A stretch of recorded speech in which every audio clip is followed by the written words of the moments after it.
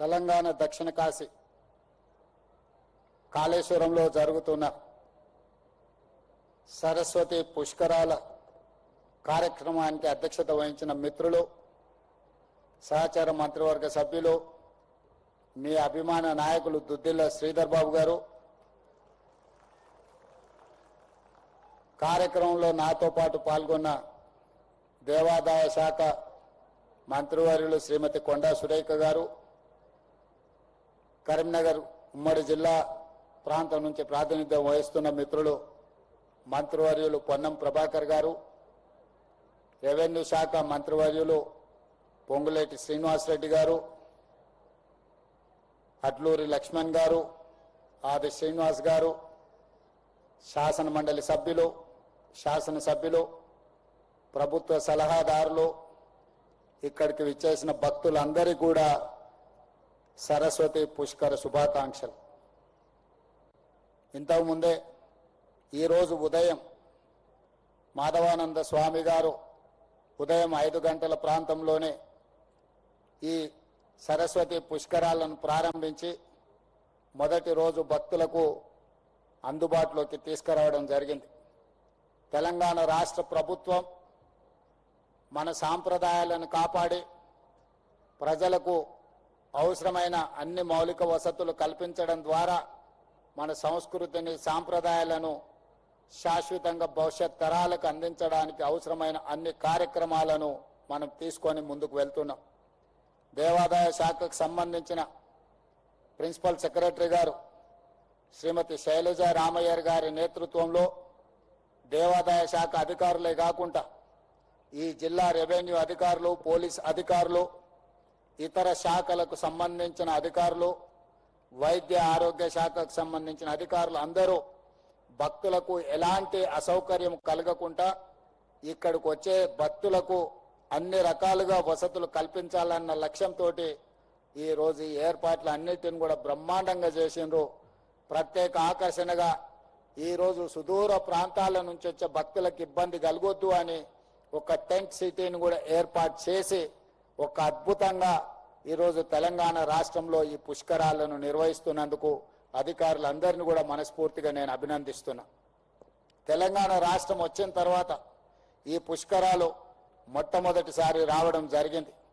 అటు ప్రాణహిత, గోదావరి, సరస్వతి నదుల త్రివేణి సంగమమే ఈ పుష్కరాలు. పుష్కర స్నానం చేస్తే మనం ఏవైనా తప్పులు చేస్తే వాటన్నిటిని కూడా ఇక్కడ ముక్తి లభిస్తుంది అని చెప్పి మన సాంప్రదాయం చెప్తుంది. అందుకే ఈరోజు తప్పులు చేసినా చేయకపోయినా కొన్నిసార్లు అనుకోకుండా కూడా కొన్ని తప్పిదాలు జరుగుతుంటాయి.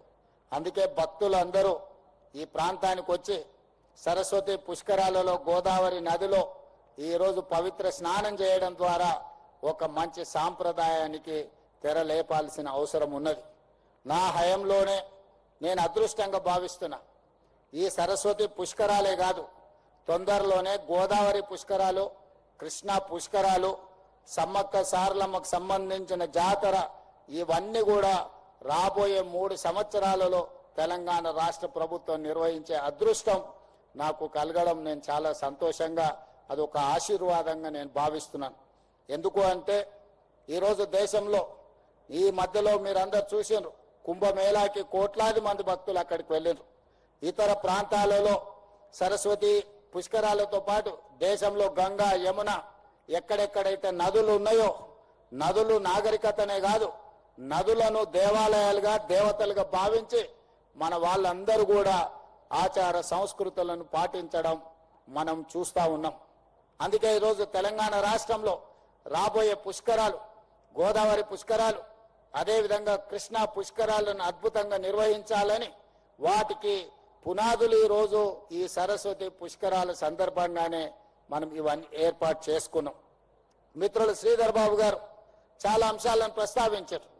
ఈ ప్రాంత అభివృద్ధి కోసం ముఖ్యంగా కాళేశ్వరం మందిరాన్ని ఒక పర్యాటక క్షేత్రంగా, ఒక ఆదర్శ ప్రాంతంగా అభివృద్ధి చేయాలి అని వారు కోరుకున్నారు.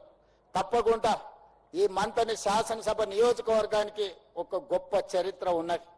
దేశానికి నాయకత్వాన్ని అందించడమే కాదు, దేశాన్ని ఆర్థిక పదం వైపు ప్రపంచ దేశాలతో పోటీ పడే విధంగా ఒక బలమైన ఆర్థిక దేశంగా ఈనాడు ప్రపంచంలోనే 4వ ఆర్థిక దేశంగా తొందరలోనే 3వ దేశంగా అవతరించబోతున్న ఈ దేశానికి నాయకత్వం వహించిన పివి నరసింహారావు గారు ఈ ప్రాంతము ఈ మంతని నుంచే శాసనసభ్యులుగా వారు ప్రజా జీవితంలో ఈ దేశానికి ఆదర్శవంతమైన నాయకుడిగా వారు పనిచేశారు.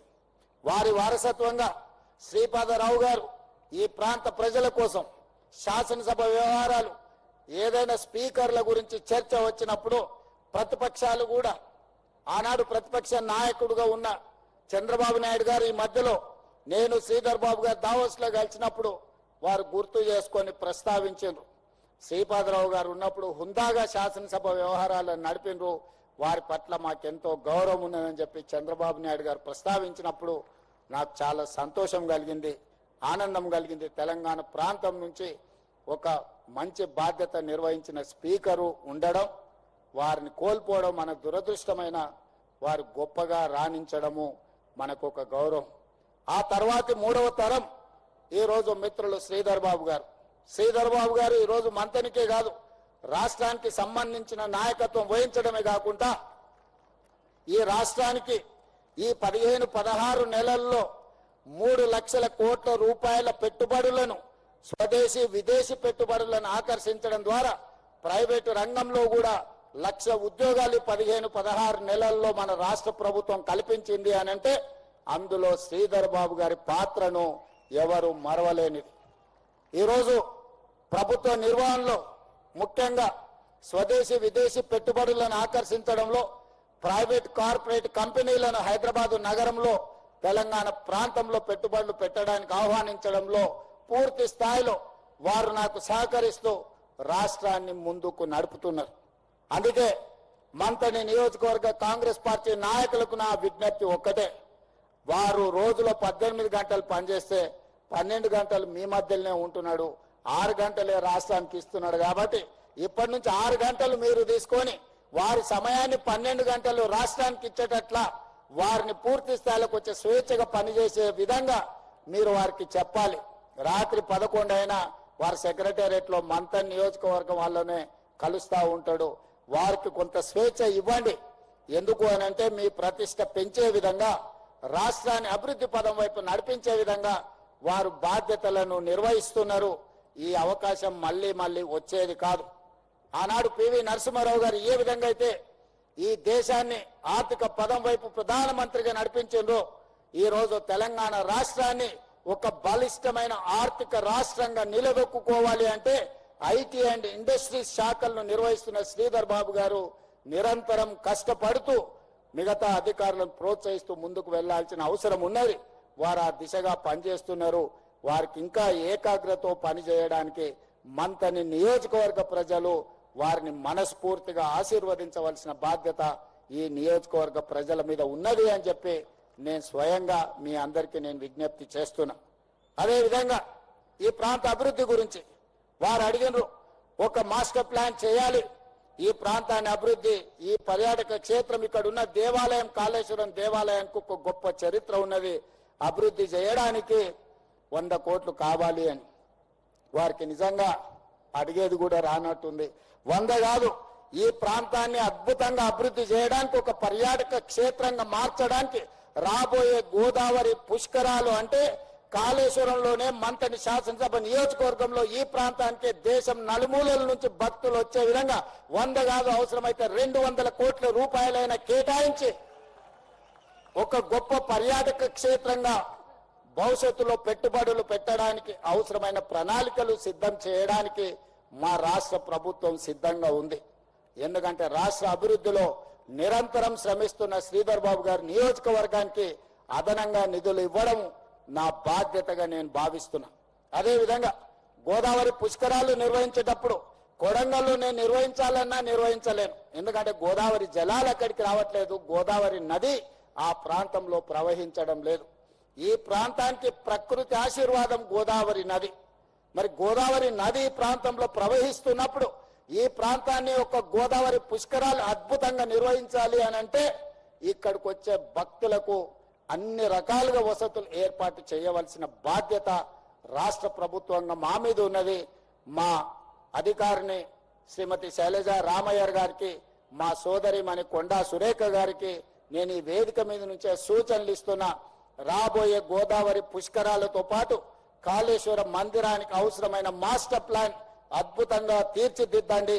100 కాదు 200 కోట్ల రూపాయలైన రాష్ట్ర ప్రభుత్వం తరఫున గ్రీన్ ఛానల్లో నిధులు ఇవ్వడానికి ప్రభుత్వం సిద్ధంగా ఉన్నది. ఆ బాధ్యత నేను తీసుకుంటానని చెప్పి భక్తులందరికీ నేను విజ్ఞప్తి చేస్తున్నా. మంతని నియోజకవర్గ ప్రజలకు మీరు అదృష్టవంతులు. శ్రీధర్ బాబు గారు లాంటి నాయకుడు మీ ప్రాంతానికి ప్రాతినిధ్యం వహిస్తున్నాడు. మీరు ఎక్కడికి వెళ్ళినా, ఈ రాష్ట్రమే కాదు పక్క రాష్ట్రం, ఇతర రాష్ట్రాలకు ఎక్కినప్పుడు ఆ పక్కన కనిపిస్తున్న మహారాష్ట్రకి వెళ్ళినా ఎవరయ్యా మీ ఎమ్మెల్యే మీ మంత్రి అంటే మీరు గర్వంగా చెప్పుకోవచ్చు మా నాయకుడు శ్రీధర్ బాబు గారు అని. మీ గౌరవం పెంచే విధంగా వ్యక్తులకు కొంతమందికి ఎంత చేసినా కొంత మేము చేయలేకపోవచ్చు, కానీ మన నాయకుడు పేరు చెప్పుకున్నప్పుడు మనం కొంచెం గర్వంగా మనము ఫీల్ అవ్వాలి. అట్లాంటి మీరు గర్వంగా ఫీల్ అయ్యే నాయకుడు ఈ మంతనికి ఈరోజు శాసనసభ్యులుగా గెలిచినా ఓడినా మీ మధ్యలోనే ఉండి మీ అభివృద్ధి కోసం పనిచేసే నాయకుడు దొరకడం మీ అదృష్టం. తప్పకుండా మంతని నియోజకవర్గ అభివృద్ధిలో నా వంతు పాత్రను నేను పోషిస్తా. మీకు అవసరమైన నిధులను తప్పకుండా మంజూరు చేస్తా అని తెలియజేస్తూ, ఇంత మంచి కార్యక్రమాన్ని ఏర్పాటు చేసి భక్తులకు అందుబాటులోకి తెచ్చిన మా అధికారులందరినీ మనస్ఫూర్తిగా అభినందిస్తూ మీ అందరి దగ్గర సెలవు తీసుకుంటున్న ధన్యవాదాలు మిత్రులారా.